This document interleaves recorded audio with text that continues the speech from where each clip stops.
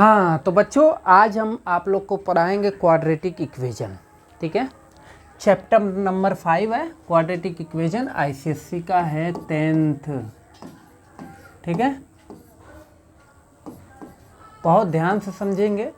9th में कुछ चीज़ें आप लोगों ने पढ़ी हुई है, हम कुछ और डिटेल में आपको बताएंगे। ठीक है ना। पहले हम ये बताएंगे कि भाई क्वाड्रेटिक इक्वेशन कहते हैं किसको है। इक्वेशन तो बहुत टाइप्स के देखा होगा, जैसे मान लो x + 2 = 0 है, या 2x + 4, ये भी क्या है, इक्वेशन है। ठीक है ना। 3x² + 9x = 0, ऐसा कुछ है। या फिर दे दिया मैं आपको 2x³ + 3x² + 9 = 0, ऐसा कुछ भी दिखता है तो ये क्या है, इक्वेशन है। लेकिन बात ये आती है कि क्वाड्रेटिक इक्वेशन क्या होता है। ठीक है, तो सिंपल सा मतलब समझ लो क्वाड्रेटिक इक्वेशन का। ठीक है ना, एक डेफिनेशन आपको मैं बता दे रहा हूं। देखो, पहली चीज तो ये कि जो भी इक्वेशन है, इक्वेशन होना चाहिए, उस इक्वेशन में वन वेरिएबल होना चाहिए। मतलब an equation with one variable in which the highest power of its variable should be 2, okay, is known as quadratic equation।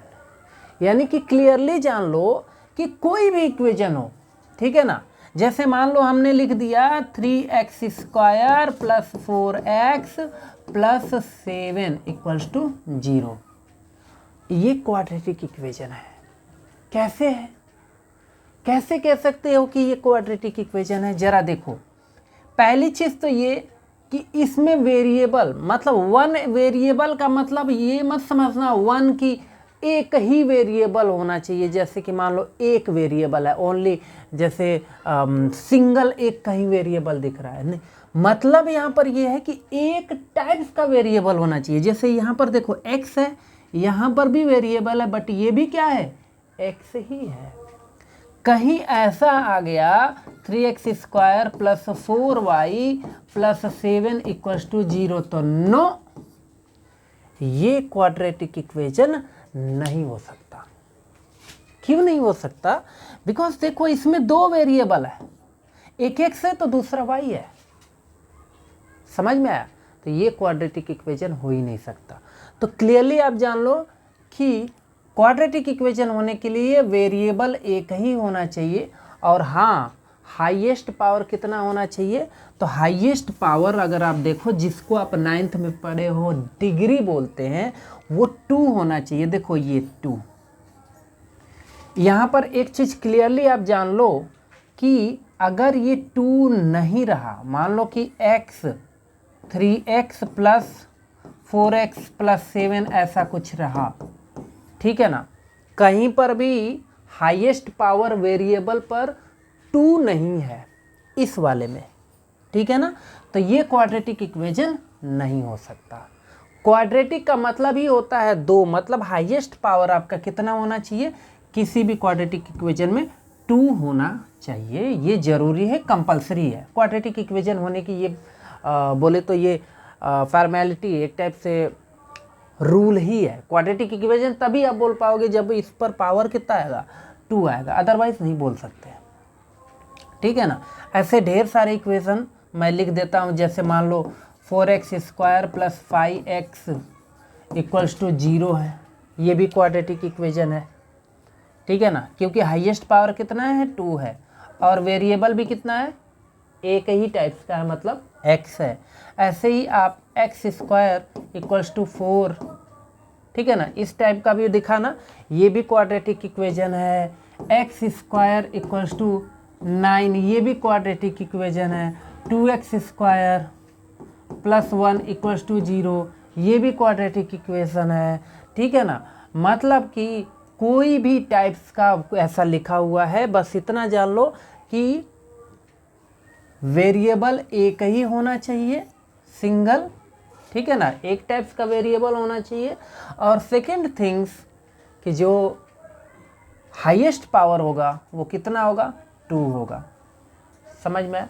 ये ज़रूरी है किसी भी क्वाड्रेटिक इक्वेशन के होने के लिए, ठीक है ना। अब देखो, कहीं आपको क्वाड्रेटिक इक्वेशन इस टाइप का दे दिया,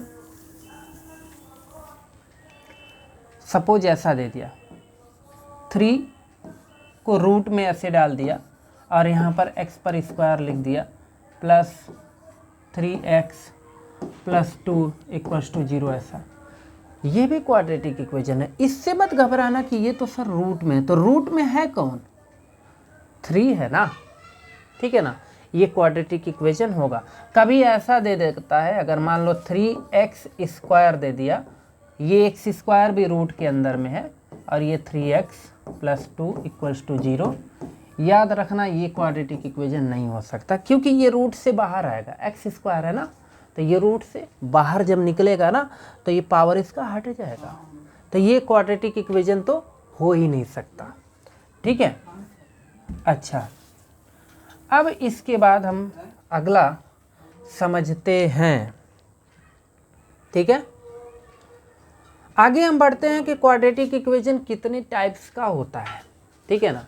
तो पहले देखो, जो क्वाड्रेटिक इक्वेशन है उसमें टाइप्स हम अभी बताते हैं। पहले ये समझ लो कि क्वाड्रेटिक इक्वेशन का स्टैंडर्ड फॉर्म कैसा होता है। जैसे कोई क्वाड्रेटिक इक्वेशन लिखा हुआ है तो उसका स्टैंडर्ड फॉर्म क्या होगा, यानी कि जिससे हम क्वाड्रेटिक इक्वेशन के कोफिशिएंट को कंपेयर करते हैं, ठीक है ना। तो देखो, वो होता है ax square plus bx plus c equals to 0। ये किसी भी क्वाड्रेटिक इक्वेशन का ये क्या है? स्टैंडर्ड फॉर्म है या जनरल फॉर्म है। मतलब जनरली क्वाड्रेटिक इक्वेशन ऐसा ही हो सकता है, और क्वाड्रेटिक इक्वेशन में मैक्सिमम 3 टर्म हो सकते हैं, 3 टर्म से ज़्यादा हो ही नहीं सकते क्वाड्रेटिक इक्वेशन में, ये क्लियर जान लो, ओके। ये वाला जो टर्म होता है इसको हम बोलते हैं एक्स स्क्वायर वाला टर्म है ये, ठीक है ना। ये वाला जो टर्म है वो कौन सा है? वो x का कोफिशिएंट और x वाला टर्म है। ये वाला जो टर्म है इसको हम कांस्टेंट वाला टर्म बोलते हैं, कांस्टेंट, ठीक है ना, ऐसा, ओके। अच्छा, तो जनरल फॉर्म यही होता है। ध्यान रखना, एक्स स्क्वायर का जो कोफिशिएंट होता है ना, जो इस एक्स स्क्वायर का जो कोफिशिएंट होता है उसको हम a कहते हैं, ठीक है ना। वही x का जो कोफिशिएंट होता है ना उसको हम क्या कहते हैं? उसको हम b कहते हैं। और जो कांस्टेंट होता है उसको हम क्या बोलते हैं? उसको हम c कहते हैं। समझ में आया? मतलब इसको c, यहाँ पर x का जो कोफिशिएंट है उसको हम b बोलेंगे, एक्स स्क्वायर का जो कोफिशिएंट है उसको हम a बोलेंगे जनरली अगर कोई भी क्वाड्रेटिक इक्वेशन। अच्छा, इसके बाद ये ज़रा समझ लेते हैं कि मान लो कि जनरल फॉर्म ये होता है, ये तो हम जानते हैं, ठीक है ना। इसका मतलब बाकी सारे टर्म नहीं है तो क्या वो क्वाड्रेटिक इक्वेशन नहीं होगा क्या? जैसे मान लो कि यहाँ पर आप एक देखो क्वाड्रेटिक इक्वेशन लिखा हुआ है 4x square plus 5x minus 6 equals to 0। ये क्वाड्रेटिक इक्वेशन है बिल्कुल, क्योंकि देखो ax square plus bx plus c equals to 0 से जब आप कंपेयर करोगे तो a के प्लेस पर क्या है? यहाँ 4 है, ठीक है ना। b के प्लेस पर क्या है? 5 है ना। c के प्लेस पर क्या है? -6 है, ओके। कंपेयर करने से ऐसा लग रहा है। तो क्या अगर मैं आपको दे दिया 3x square plus 2x equals to 0, तो क्या ये क्वाड्रेटिक इक्वेशन नहीं है क्या? अरे है भाई, क्यों नहीं है? है, बस है क्या चीज़ कि यहाँ पर c वाला टर्म नहीं है, ठीक है ना। मतलब a इक्वल्स टू यहाँ पर क्या है? 3 है, b का वैल्यू क्या है? यहाँ पे 2 है। अगर c इक्वल्स टू पूछ दिया तो क्या होगा? 0 होगा, क्योंकि c का टर्म नहीं है, तो मैं क्या करूँ? ठीक है, जब नहीं है तो क्या करेंगे?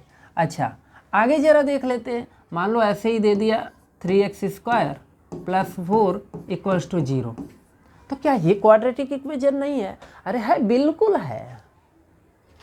क्योंकि क्वाड्रेटिक इक्वेशन के लिए हमने सिंपल सा बताया कि देखो एक वेरिएबल होना चाहिए और उस पर वेरिएबल पर हाईएस्ट पावर कितना होना चाहिए? 2 होना चाहिए, और उस चीज़ को ये फॉलो कर रहा है क्या चीज़? a = 3 है, c = क्या है? 4 है, b कुछ नहीं है, b क्या है? 0 है। क्योंकि b वाला मैंने बोला है ना कि b मतलब x का जो कोफिशिएंट होगा उसी को b बोलेंगे। कोएफिशिएंट मतलब जो b के साथ मल्टीप्लाई हो रहा है, यहाँ पर है ये देखो, ax² + bx + c = 0। ठीक है ना? अच्छा, अब आगे बढ़ते हैं। ये तो हुई जनरल फॉर्म की बात। अब जरा देखो, कभी कभी क्या होता है, क्वाड्रेटिक इक्वेशन जब आएगा ना, ठीक है ना, तो क्वाड्रेटिक इक्वेशन में if quadratic equation contains only 2 terms, मतलब कितने टर्म्स होंगे? केवल 2 ही टर्म्स होंगे, जो कि अभी पीछे हमने किया। वेयर 1 इज स्क्वायर टर्म, एक तो स्क्वायर वाला टर्म होगा, जैसे कि 4x² + 5x = 0। कितने टर्म है यहाँ पे? 2 टर्म है। ठीक है ना? कौन कौन सा है? एक स्क्वायर वाला टर्म है 4x², और दूसरा कौन सा टर्म है? फर्स्ट पावर वाला टर्म है, जिसमें एक ही सिंगल पावर है, यानी कि ये 5x वाला x है, ओनली x पर पावर कितना होगा? 1 ही होगा ना भाई। जहाँ पर कुछ नहीं लिखा होता है वहाँ 1 होता है, तो x पर पावर 1 है, राइट। अगर इस टाइप का क्वाड्रेटिक इक्वेशन दिखा तो इस टाइप के क्वाड्रेटिक इक्वेशन को बाबू क्या बोलोगे? एडफेक्टेड क्वाड्रेटिक इक्वेशन। ठीक है ना? एडफेक्टेड क्वाड्रेटिक इक्वेशन बोलेंगे। ठीक है ना? ऐसे ही ये भी जरा देख लो, 7x² - 3x = 0। कितने टर्म? 2 टर्म। कौन कौन? 7x² - 3x। ओके, फर्स्ट वाला आपका स्क्वायर वाला टर्म है और सेकेंड जो है ओनली 1 पावर वाला है। समझ में है?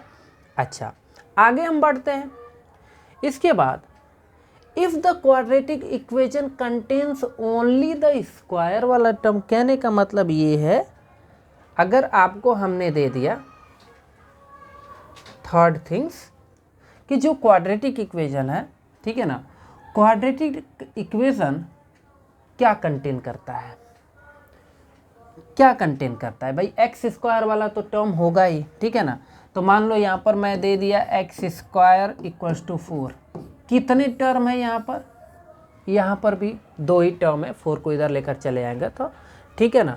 लेकिन एक स्क्वायर वाला टर्म है, ठीक है ना, एक स्क्वायर वाला टर्म है और दूसरा क्या है? कांस्टेंट वाला है। ठीक है, तो इस टाइप का अगर रहेगा तब आप क्या बोलोगे? मतलब bx वाला टर्म नहीं है यहाँ पर, bx वाला टर्म यहाँ पे नहीं है। ठीक है ना? तो इस टाइप का क्वाड्रेटिक इक्वेशन रहेगा तो आप उसको क्या बोलोगे? उसको आप बोलोगे एकदम प्योर। कहीं लिखा है? हाँ, ये रहा। इसको आप प्योर क्वाड्रेटिक इक्वेशन बोलोगे, प्योर। ठीक है ना? एकदम शुद्ध, जिसको कहते हैं। x² - 9 = 0 है, तो ये भी क्या होगा? ये भी प्योर क्वाड्रेटिक इक्वेशन होगा। ठीक है ना? अच्छा, क्वाड्रेटिक इक्वेशन का जनरल फॉर्म जब हमने बताया तो देखो, जनरल फॉर्म जो होता है वो तो मान लो यही होता है, ax, किधर गया? हाँ, ax² + bx + c = 0। याद रखना बच्चों, b = 0 हो सकता है, c का भी वैल्यू 0 हो सकता है। ठीक है ना? हो सकता है, ठीक है ना। लेकिन याद रखना, कभी भी a = 0 नहीं हो सकता, a ≠ 0। ठीक है ना? a का वैल्यू कभी भी 0 के इक्वल नहीं हो सकता। ठीक है ना? ये क्वाड्रेटिक इक्वेशन की खास बात है। ठीक है ना। ये जनरल फॉर्म के हिसाब से आप समझ लो। अगर ए का वैल्यू 0 हो जाएगा तो फिर ये टर्म ही उड़ जाएगा भाई, है ना। ए के प्लेस पर अगर 0 डाल दो तो एक्स स्क्वायर, जब स्क्वायर ही नहीं रहा तो फिर क्वाड्रेटिक इक्वेशन काहे का रहेगा, ठीक है ना। अच्छा, इसके बाद ज़रा समझ लो, जब आप क्वाड्रेटिक इक्वेशन सॉल्व करते हो, 9th का थोड़ा सा समझ लो, जब आप किसी भी क्वाड्रेटिक इक्वेशन को सॉल्व करते हैं तो वहाँ से आपको 2 आंसर मिलते हैं, ठीक है ना। किसी भी क्वाड्रेटिक इक्वेशन को समझो हमने दे दिया 2x स्क्वायर, 2x नहीं ऐसे लिखते हैं, x square plus 5x plus 6 equals to 0। ये आपके सामने प्यारा सा क्वाड्रेटिक इक्वेशन है। ध्यान दो, जब आप इसको सॉल्व करोगे तो सॉल्व करने के बाद यहाँ से आपको 2 आंसर मिलेंगे, ठीक है ना। कितने आंसर मिलेंगे? 2 आंसर मिलेंगे। एक, जब इसको सॉल्व करेंगे तो ऐसे देखो, मिडिल टर्म स्प्लिट करके कर रहा हूँ, x square plus 3x plus 2x, okay, plus 6 equals to 0। यहाँ से x कॉमन कर लिया तो x प्लस 3 प्लस 2 कॉमन कर लिया तो x प्लस 3 इक्वल्स टू 0, यानी कि x plus 3 equals to 0 and x plus 2 equals to 0।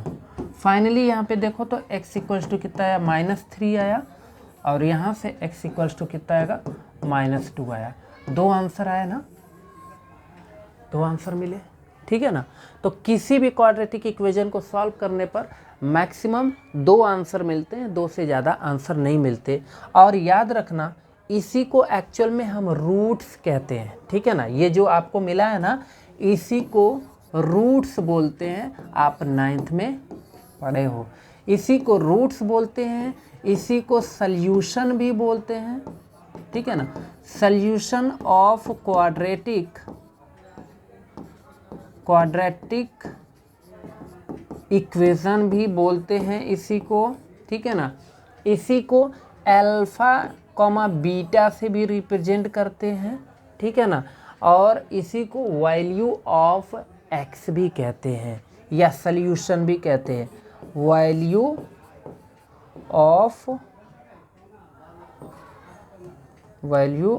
Of x भी इसी को कहते हैं, ऑफ क्वाड्रेटिक इक्वेशन या इक्वेशन, ठीक है ना। तो इसका रूट्स भी नाम है, रूट भी कहते हैं, ठीक है ना। अब सबकी अपनी अपनी मीनिंग है, हम नेक्स्ट क्लास में इसको बताएंगे कि इसको रूट्स क्यों बोलते हैं, वैल्यू ऑफ एक्स क्यों बोलते हैं, अल्फ़ा बीटा क्यों बोलते हैं, ठीक है। तो यहाँ तक चीज़ों को नोट कर लिया जाए।